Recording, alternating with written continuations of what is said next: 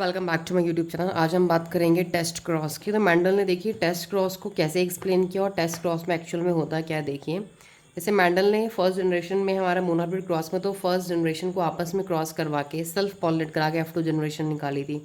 But test cross में हम क्या करते हैं, Mendel cross the tall plants from F2 generation. उन्होंने टॉल प्लांट्स को क्या करा, क्रॉस करवा दिया with a dwarf plant, dwarf plant से क्रॉस करा दिया।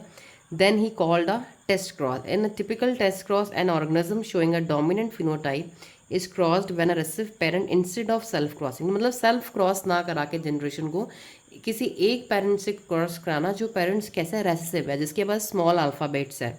The progenies of such a cross can easily be analyse to protect the genotype. तो इससे हमें जो प्रोजेनीज मिलेगी उनका जीनोटाइप ईजिली विजिबल हो जाएगा कि वो किस तरीके से फॉर्म हो रहे हैं, उनके जीन्स का कॉम्बिनेशन क्या है। Figure 5.5 will show the results of a typical test cross where violet color flower is dominant over white color flowers। तो हमें फिगर 5.5 से बिल्कुल क्लियर हो जाएगा, आप फिगर से अंडरस्टैंड करेंगे और फिगर ही एग्जाम में बनाएंगे।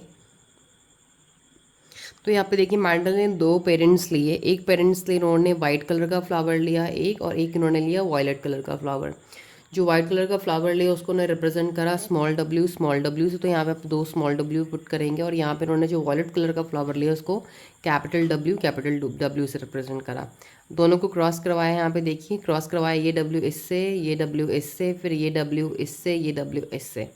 तो यहाँ पे क्या मिला आपको, कैपिटल और स्मॉल डब्ल्यू का कॉम्बिनेशन मिला चारों के चारों बॉक्सेस में और पूरे पुनेट स्क्वायर में। तो मतलब हमारा जो रिजल्ट और इंटरप्रिटेशन यही थी कि सारे फ्लावर्स हमारे क्या निकले, वॉयलेट निकले। अब देखिए उन्होंने क्या करा, दोबारा उन्होंने इस किसी भी एक इंडिविजुअल को यहाँ से ले लिया, capital W and small W को ले लिया और यहाँ पे उनकी गैमेट्स बना दिए। और अब इस वाले प्लांट को उन्होंने क्रॉस करवाया उस पेरेंट से जो पेरेंट क्या था, रेसेसिव, मतलब छोटे अल्फाबेट्स कंटेन कर रहा था। तो यहाँ पर रेसेसिव पेरेंट कौन सा है, ये तो कैपिटल है, ये स्मॉल है। इस स्मॉल वाले पेरेंट से क्रॉस करवाया तो अब इनका रिजल्टेंट इंटरप्रिटेशन क्या आई, capital W with small, capital with small. अब देखो स्मॉल स्मॉल कॉम्बिनेशन हो गया, यहाँ पे भी स्मॉल स्मॉल हो गया। तो देखो दो पेरेंट्स तो हमारे वॉयलेट आए, हेट्रोजाइगस है, हेट्रोजाइगस याद रखना जब दो जीन्स अलग अलग हों, छोटे और बड़े। और दो पेरेंट्स हम इंडिविजुअल्स हमारे बिल्कुल वाइट फ्लावर्स आए, प्योर वाइट आए, प्योर, क्योंकि ये होमोजाइगस कंडीशन है, दोनों स्मॉल है। और ये हमारे हो गए वाइट फ्लावर्स हो गए ये हमारे। और तो हमारे जो चारों में से जो ऑफस्प्रिंग हमारे कैसे आए, दो वॉयलेट आए, दो वाइट आए। तो ये हमारा होता है टेस्ट क्रॉस, जब हम क्या करते हैं अपनी एक जनरेशन को सेल्फ पॉलिनेट ना करवा के किसी एक पेरेंट से क्रॉस करवाएं जो पेरेंट कैसा हो, हमारा रेसेसिव हो। This is a diagrammatic representation of a test cross. Based on his observation on monohybrid cross, Mendel proposed two general rules to consolidate his understanding of inheritance in the monohybrid cross. Today, these rules are called as principles or law of inheritance. आज जो हम rules पढ़ते हैं Mendel के, उनको हम principles बोलते हैं मैंडल के, या लॉज बोलते हैं। तो फर्स्ट लॉ मैंडल का जो होता है वो हमारा होता है law of dominance. First law जो मैंडल का है पता चला था वो होता है लॉ ऑफ डोमिनेंस, और सेकंड लॉ को बोलते हैं लॉ ऑफ सेग्रीगेशन। पहले हम पढ़ेंगे लॉ ऑफ डोमिनेंस क्या बोलता है। Law of dominance states 3 points हो गए। Characters are controlled by discrete units called factor.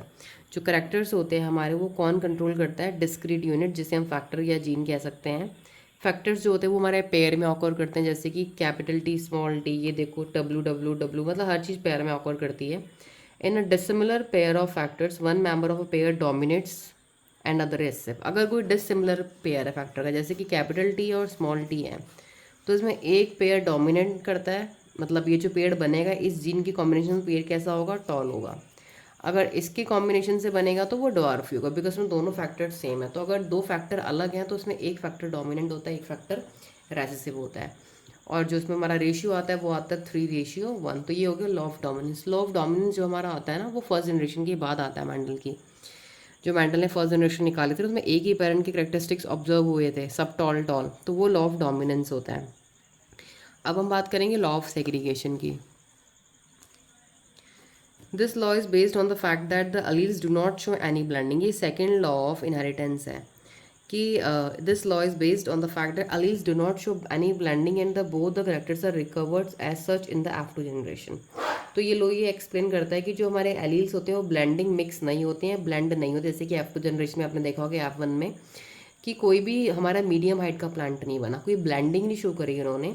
And और F2 जनरेशन में एज सच आ जाते हैं बाहर, दो one of this is not seen at the F1 generation में जो करेक्टरिस्टिक छिप गए थे, बस आपको इसका जो मेन समरी है वो ये है, F1 जनरेशन में जो करेक्टर छिप गए थे वो सेकंड F2 जनरेशन में रिप्रेजेंट हो जाते हैं, दोबारा से वापस आ जाते हैं। जैसे कि ड्वार्फ प्लांट कोई नहीं बनाता फर्स्ट जनरेशन में, वो सेकंड जनरेशन में वापस आ गए। दो the parents contain two alleles during gamete formation the factors और alleles of a pair segregate. तो इसकी डेफिनेशन यहाँ से है, the parents contain two allele contain करते हैं और गैमेट फॉर्मेशन के टाइम पे जो फैक्टर्स या एलील्स होते हैं वो सेग्रीगेट सेपरेट होते हैं from each other that a gamete receives only one of the two factors, ताकि किसी भी गैमेट को बनने में कोई दो में से एक ही फैक्टर मिले। Of course, the homozygous parent produces all gametes and that are similar, while heterozygous one produces two kind of gamete. Homozygous में हमारे गैमेट सेम बनेंगे, टी कैपिटल टी, हेट्रोजाइगस में कैपिटल टी स्मॉल टी बनेगा। while heterozygous one produce two kind of gametes having one allele with equal proportion में। Finally आपको law of segregation में ये याद रखना है कि मैंडल ने जब F1 जनरेशन को सेल्फ पॉलिनेट कराया तो उन्होंने क्या देखा कि जो करेक्टर फर्स्ट जनरेशन में छिप गए थे वो सेकंड जनरेशन में विजिबल हो गए, एक्सप्रेस हो गए, सप्रेस हुए करेक्टर्स भी विजिबल और एक्सप्रेस हो गए। This is known as law of segregation. Law of dominance आपको पता है कि डोमिनेंट करेक्टर ही एक्सप्रेस होता है फर्स्ट जनरेशन में और जो दूसरा होता है वो छिप जाता है, वो एक्सप्रेस सेकेंड जनरेशन में जाके होता है। This is all about Mendel's law of inheritance.